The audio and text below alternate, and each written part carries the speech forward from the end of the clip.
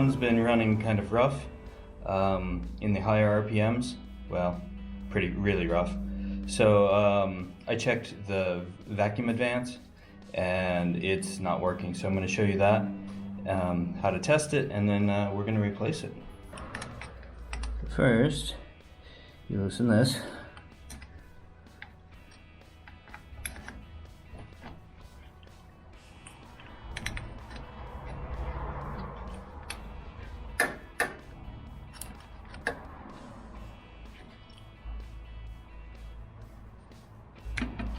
That comes off.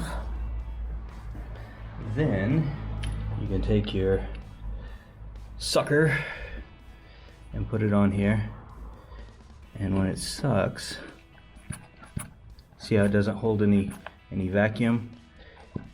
With my thumb on it, it does, but just within here, it doesn't. So that means the diaphragm within here has gotten too old and cracked and is no longer working. Therefore, it needs replaced. So let's go about replacing it. So we're going to pop off the distributor cap. There's little arms on each side. If I can get to them.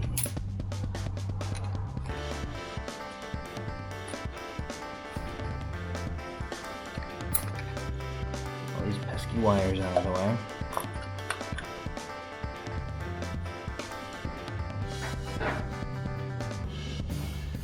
Let me show you with the vacuum again what happens. So this spins around and it hits one of these wires and it sends a spark. And when the engine speeds up, it needs to spark a little bit earlier than before. It needs to advance. So when I pump on this, it moves this ever so slightly, which isn't enough. It should be moving it considerably. It should be moving it a lot. So it's not advancing the timing as it should. Next, we're going to figure out what all we have to take apart to get the vacuum advance unit in there. So down here is an adjustment knob. It's on these threads, so I know it needs to come off. Alright, so we're going to take this out. And then see how many screws we have to pull out to get this plate to lift up.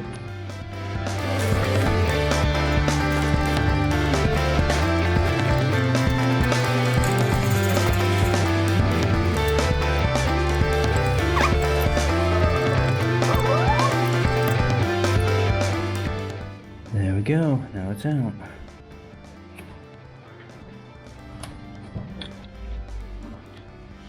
New one slides in.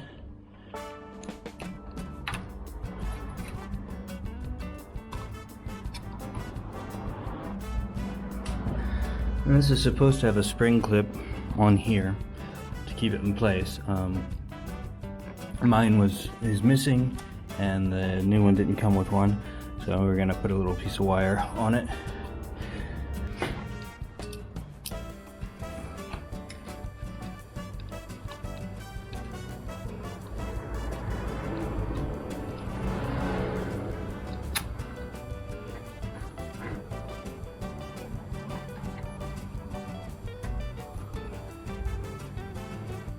Alright, the new one's in. There's a little scale here that I've set right to the middle, so I'll be able to adjust both ways. And check this out. The vacuum gauge all the way down there. When I suck it up, this advances, which is wonderful. And look, it doesn't lose. It doesn't leak. So that's wonderful. Now the vacuum advance will advance as it should.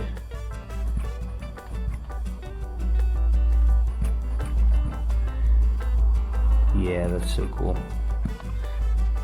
Right, now I have thoroughly screwed up the timing, so I'll probably have to reset that now.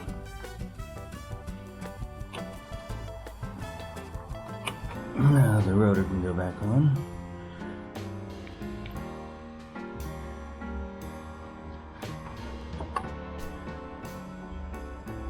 And then the distributor cap. Now we have to set the timing.